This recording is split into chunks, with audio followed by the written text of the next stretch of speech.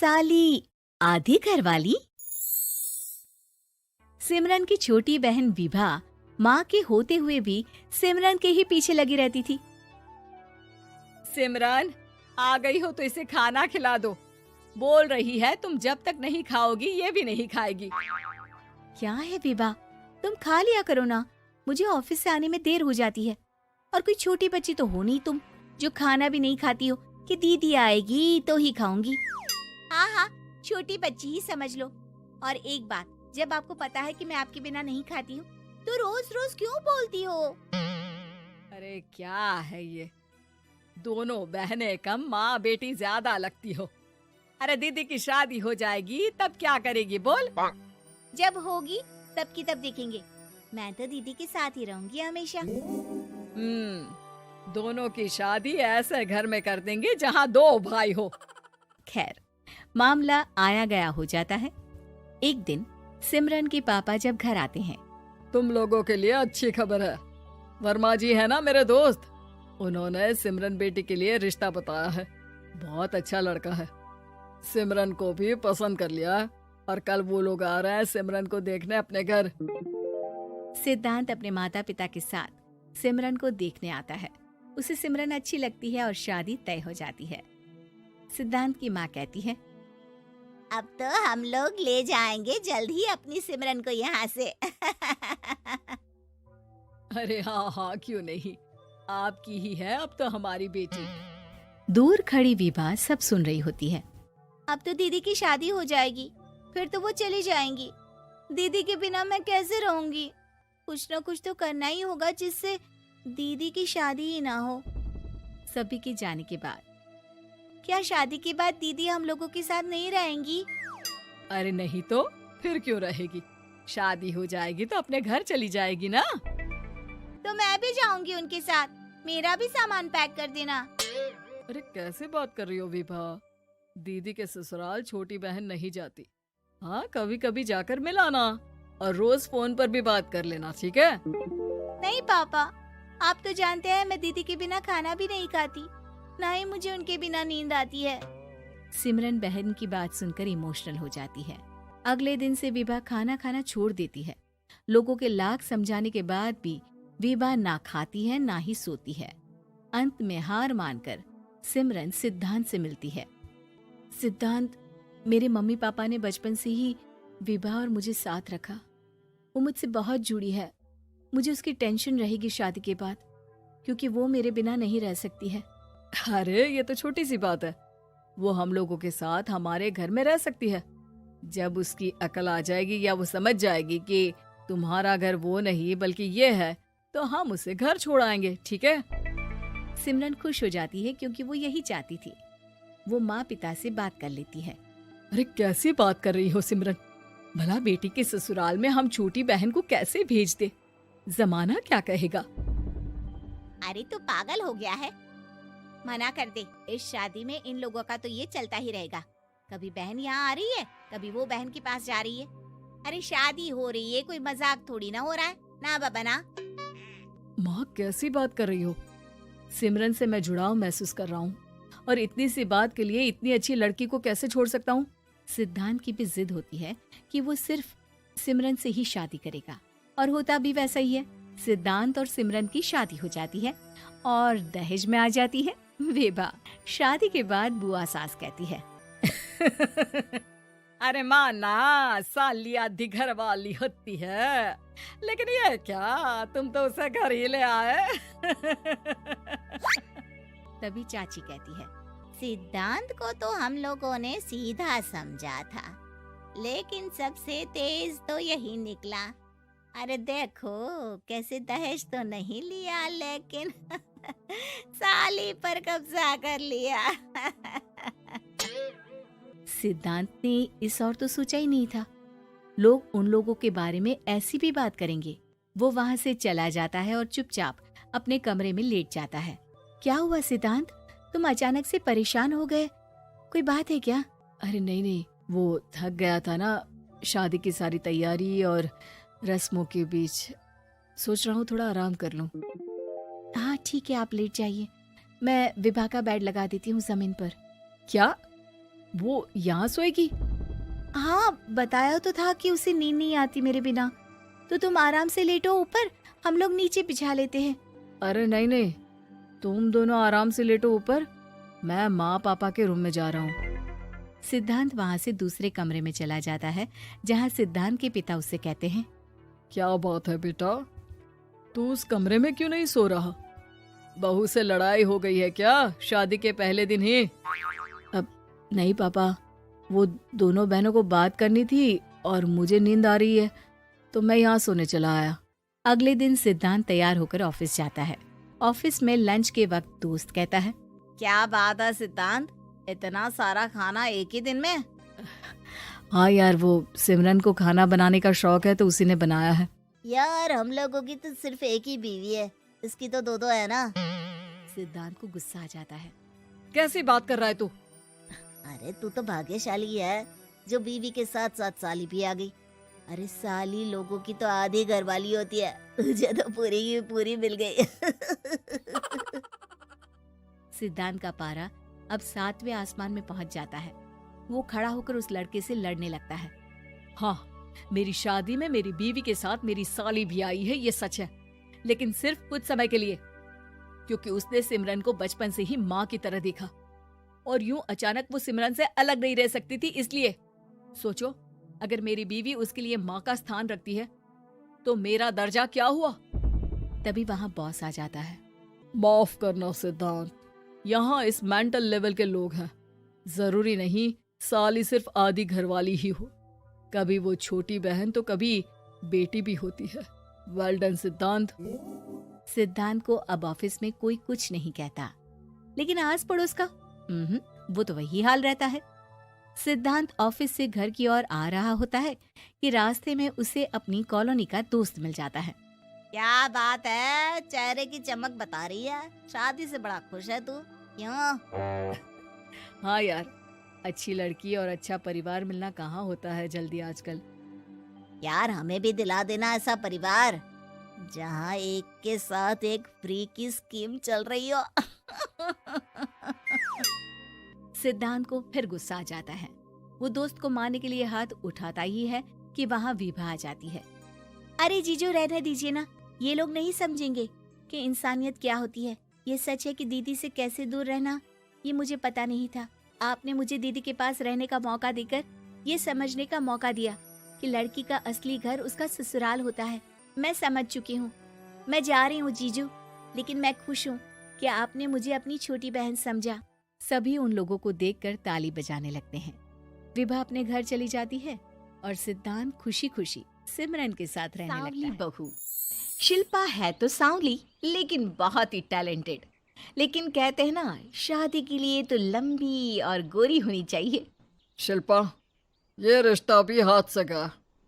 अरे कितनी बार कहा वो गोरी होने वाली क्रीम लगाया कर, लेकिन नहीं, किताब से सर खपाने से फुर्सत मिले तब ना। तू ही क्यों नहीं इसके लिए उपटन तैयार कर देती? शर्मा जी की बेटी का कम रेट में कितना अच्छा रिश्ता हुआ है, इसकी तो उम्र के साथ ही लड़के वालों की डिमांड भी बढ़ी जा रही है। शिल्पा को ये बातें अब बुरी नहीं लगती थी, लगे भी क्यों, बचपन से सुन जो रही थी वो ये सब कुछ। उसके लिए ये तो मात्र एक कान से सुनना और दूसरे कान से निकाल देने वाली बात थी। फिर एक रोज, पापा मेरी नौकरी लग गई है। वाह, अच्छा, कहाँ बेटा? न्यूज़ चैनल में पापा, खबरों को लिखना होगा। हाँ, वैसे भी तेरे जैसी सांवली शक्ल की लड़की को कौन पर्दे पर आने देगा, क्यों? चल, 4 पैसे कमाने लायक हुई है तो लड़के वालों को बोल देंगे कि कमाती भी है, फिर शायद कोई कर ले शादी। हाँ सही कह रहे हैं। वैसे बेटा, कल शाम को एक लड़का और आने वाला है, उसे भी देख लेना। शिल्पा को इस बार गुस्सा आ जाता है। अच्छे न्यूज़ चैनल में नौकरी लगने की खुशी भी माँ पापा के चेहरे पर नहीं दिखती। अगले रोज ऑफिस से शिल्पा घर आती है तो सामने बैठा होता है हिमांशु। हिमांशु शिल्पा को देखता है तो पहली नजर में तो वो उसे पसंद नहीं आती, लेकिन फिर भी फॉर्मेलिटी तो करनी थी। ओके, तो क्या शौक है तुम्हारे और खाने में क्या क्या बना लेती हो? मुझे पढ़ने लिखने का शौक है, खाना बनाना नहीं आता, बिल्कुल भी नहीं आता, पर फिर भी क्योंकि ये रिवाज है कि बहू को खाना बनाना होता है तो थोड़ा बहुत बना लूँगी, लेकिन उतना ही वक्त किचन को दे पाऊँगी जितने में मेरा काम, मेरी नौकरी सफ़र ना हो। बाकी भूख तो तुमको भी लगती होगी, तो खाना बनाने की जिम्मेदारी दोनों की ही होगी, है ना? शिल्पा बोले जा रही थी। अब तक जिन लड़कियों से हिमांशु मिला था, शिल्पा उन सब से अलग थी।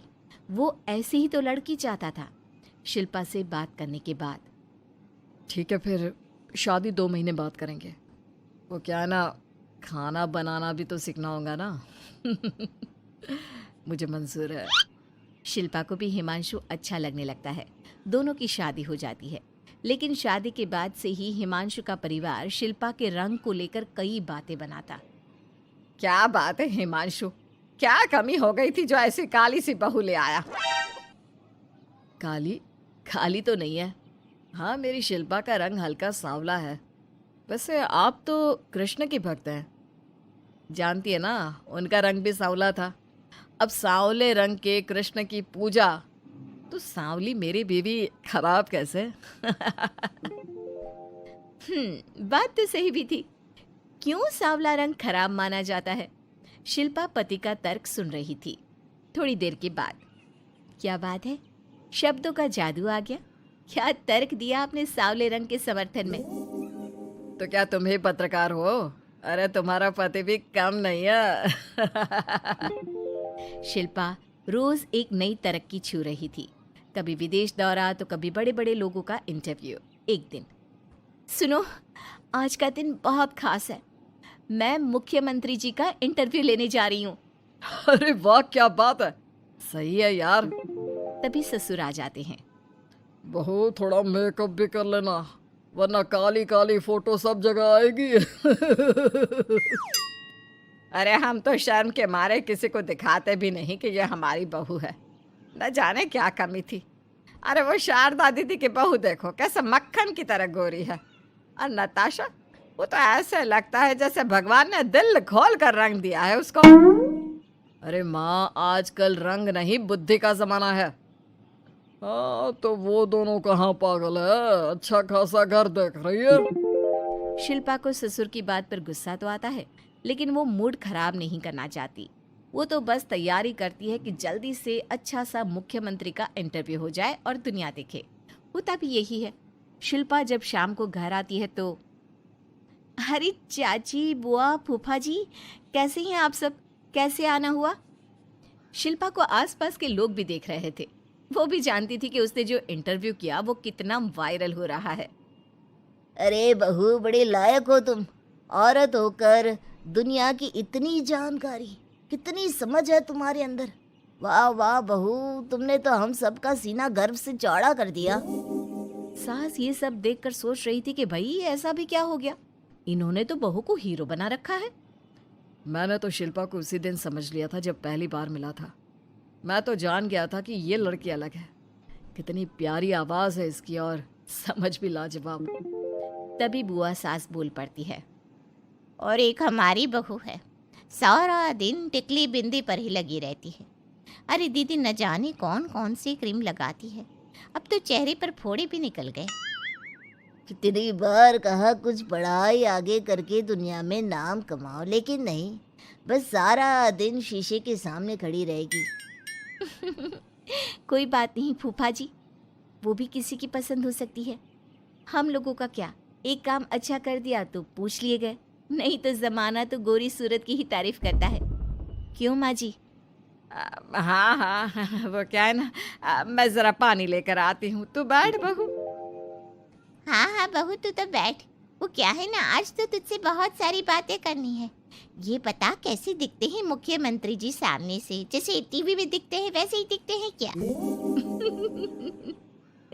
आए दिन लोग शिल्पा से मिलने आते, उसे अपने स्कूल या दूसरी जगह पर चीफ गेस्ट बनाते। ये सब देखकर पति तो खुश होता, लेकिन सुंदर बहू का सपना सास की आंख से उतर ही नहीं रहा था। फिर एक रोज, शिल्पा, पापा कहाँ है? माँ जमीन पर गिरी पड़ी है, वो बेहोश हो गई है। शिल्पा की सास को गंभीर बीमारी हो जाती है और फिर, आप लोग अपनी माँ की किसी बात को मना ना करना। उनका दिल कमज़ोर हो चुका है। दिल में कोई बात लगेगी तो उनके हार्ट अटैक आने के चांसेस हैं। तो समझ रहे हैं ना। कुछ दिनों में ठीक होकर सास घर आ जाती है और फिर एक दिन, देख बेटा, मैं मरने से पहले एक सुंदर बहू का चेहरा देखना चाहती हूँ। अरे मैं नहीं चाहती कि तू इस काली कलूटी के साथ रहे, छोड़ दे इसे। अरे कल को तेरे बच्चे भी ऐसे काले पीले पैदा होंगे और फिर हमारा खानदान देखने लायक नहीं होगा। शिल्पा सुन रही थी। वो परेशान हो रही थी। वो सोचती है कि एक बार वो अपने पति से बात करके देखेगी। सुनिए ना, मुझे आपसे बात करनी है। मुझे भी शिल्पा, मैं माँ के बिना नहीं रह पाऊंगा, तुम समझ रही हो ना। शिल्पा को दुख होता है, लेकिन वो क्या करती। वो हिमांशु को तलाक देने का सोच लेती है और फिर शिल्पा माँ की हालत फिर खराब हो रही है, क्या करूं। माँ को सबसे बड़े अस्पताल में भर्ती करना होगा। लेकिन वहां तो बेड के लिए बड़ी बड़ी सिफारिश करनी पड़ती है। हाय रे, मेरा मरना तय है, मैं मर न जाऊं, मुझे बचा ले बहू। शिल्पा को हैरानी होती है कि वो करे तो क्या करे। पर माँ जी, मैं कैसे? बेटा, मुख्यमंत्री जी से बात कर ले, उनसे बड़ी सिफारिश किसकी हो सकती है। तू बोलेगी तो शायद तेरी सास की जिंदगी बच जाएगी। शिल्पा सिफारिश से सास को बड़े अस्पताल में भर्ती करवा देती है, जहां लंबे समय बाद सास ठीक होती है। लेकिन इस बीच एक दिन भी शिल्पा उन्हें देखने नहीं जाती। सास जब घर आती है तो एक सुंदर सी लड़की उनका स्वागत करती है। ये कौन है और शिल्पा कहाँ है? मुझे तो मेरी बहू ही चाहिए। माँ, कैसी बात कर रही हो? तुम्ही ने कहा था ना कि शिल्पा काली है और तुम्हें काली बहू नहीं चाहिए। ये रीना है, तुम्हारी बहू। नहीं नहीं, मुझे माफ कर दो, मुझे तो मेरी शिल्पा बहू ही चाहिए। उसी के कारण आज मेरी जान बची है। मैं नहीं समझ पाई कि सुंदर शक्ल से ज्यादा सुंदर दिल और आचरण होना चाहिए। लेकिन अब क्या, अब तो देर हो चुकी थी। हिमांशु भी जानता था कि आत्मसम्मान वाली शिल्पा अब उसकी जिंदगी में वापस नहीं आएगी। अब तो शिल्पा को वे लोग बड़े बड़े चैनल की स्क्रीन पर देखते और अफसोस करते। शिल्पा चाहती तो कभी तुम्हारे लिए सिफारिश नहीं करती। अब तो आसपास के लोग भी घर नहीं आते। लोगों को लगता है कि शिल्पा ने हम लोगों को छोड़ा क्योंकि हम उसके लायक नहीं थे। सही बोल रही है माँ, हम ही तो उसके लायक नहीं थे। शिल्पा जैसी समझदार, पढ़ी लिखी, दुनिया की समझ रखने वाली लड़की को मैंने छोड़ा, सिर्फ आपके कहने पर। अब ये गोरी लड़की आपकी बहू हो सकती है, लेकिन मेरी बीवी कभी नहीं। हिमांशु वहां से चला जाता है।